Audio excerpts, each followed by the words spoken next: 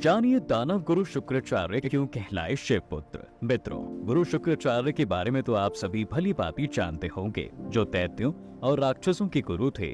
लेकिन क्या आप ये जानते हैं कि दानव गुरु शुक्राचार्य को शिव पुत्र भी कहा जाता है? दरअसल इसके पीछे एक रोचक कहानी बेहद प्रचलित है, जो कि कुछ इस प्रकार है। मित्रों, शिव पुराण के अनुसार जहाँ महर्षि भृगु के पुत्र गुरु शुक्राचार्य, वहीं देवताओं के गुरु और अंगिरस के पुत्र थे बृहस्पति। दोनों ही अंगिरस के शिष्य थे। बता दें कि गुरु अंगिरस ब्रह्मा जी के मानस पुत्रों में सर्वश्रेष्ठ माने जाते हैं। गुरु अंगिरस शुक्राचार्य के साथ साथ अपने पुत्र बृहस्पति को भी शिक्षा देते थे, परंतु शुक्राचार्य के अधिक तेजवान होने के बाद भी गुरु अंगिरस अपने पुत्र बृहस्पति पर ज्यादा ध्यान नहीं दिया करते थे। वो शुक्राचार्य की जगह बृहस्पति को अधिक प्रेम करते और उन्हें बेहतर शिक्षा देने की कोशिश करते। इस बात का आभास जब शुक्राचार्य को हुआ तो उन्होंने क्रोधित होकर अंगिरस का आश्रम छोड़ दिया और गौतम ऋषि के यहाँ जाकर विद्या दान करने की प्रार्थना की। गौतम मुनि ने शुक्राचार्य को समझाया कि बेटे, इस समस्त जगत के गुरु केवल महादेव ही हैं, इसलिए तुम उनकी आराधना करो, तुम्हें सभी प्रकार की विद्याएं और गुण स्वयं प्राप्त हो जाएंगे। गौतम मुनि की सलाह पर शुक्राचार्य ने शिव जी की आराधना शुरू कर दी। अब शुक्राचार्य शिक्षा ले रहे थे कि तभी बृहस्पति जी को देवताओं का गुरु नियुक्त कर दिया गया। ये बात जब शुक्राचार्य को मालूम पड़ी तो वह और अधिक क्रोधित हो गए, क्योंकि वह जानते थे कि वह बृहस्पति से अधिक बुद्धिमान और तेजस्वी हैं। ऐसे में उन्होंने दैत्य का गुरु बनने का फैसला किया।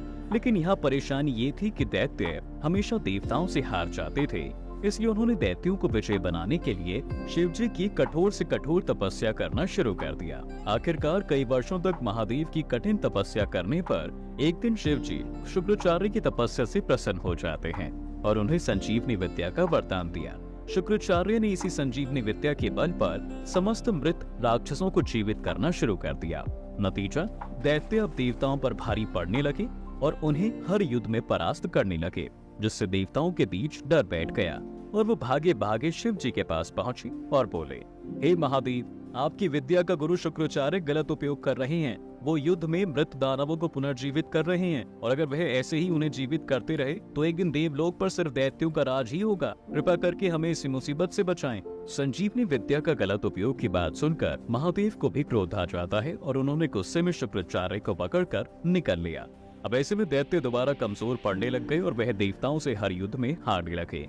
इधर भगवान शिव के पेट में शुक्राचार्य का दम घुटने लगा और बाहर निकलने का रास्ता खोजने लगे। जिस बीच में उन्हें भोलेनाथ के पेट में 7 लोगों के दर्शन हुए, लेकिन वो बाहर नहीं निकल पाए। अंत में थक हार कर गुरु शुक्राचार्य ने भगवान शिव के पेट के अंदर ही तपस्या करना शुरू कर दिया। शुक्राचार्य जी ने करीब 100 वर्षों तक शिव जी के पेट में मंत्र जाप किया, तब कहीं जाकर वो भगवान शिव के रास्ते बाहर निकलने में कामयाब हो पाए थे। दोस्तों, इसके बाद उन्होंने शिव जी को प्रणाम करके अपनी गलती की माफी मांगी। शुक्राचार्य के इस तरह बाहर निकलने पर शिव जी ने उनसे कहा, क्योंकि तुम मेरे मार्ग से बाहर निकले हो, इसलिए अब तुम मेरे समस्त जगत में पुत्र कहलाओगे। महादेव के मुंह से ऐसी बात सुनकर शुक्राचार्य ने उनका जयकार लगाया और माता पार्वती ने उन्हें अपना पुत्र मानकर बहुत से वरदान भी दिए। तो मित्रों, उम्मीद करते हैं इस कथा के द्वारा आपको यह तो समझ आ ही गया होगा कि दैत्य के गुरु शुक्राचार्य को महादेव का पुत्र क्यों कहा जाता है और क्यों उन्हें महादेव ने निकल लिया था। तो आज के लिए बस इतना ही। आपको हमारी दी गई जानकारी पसंद आई हो तो वीडियो को लाइक करके अपने दोस्तों एवं रिश्तेदारों के बीच शेयर करना बिल्कुल ना भूलें।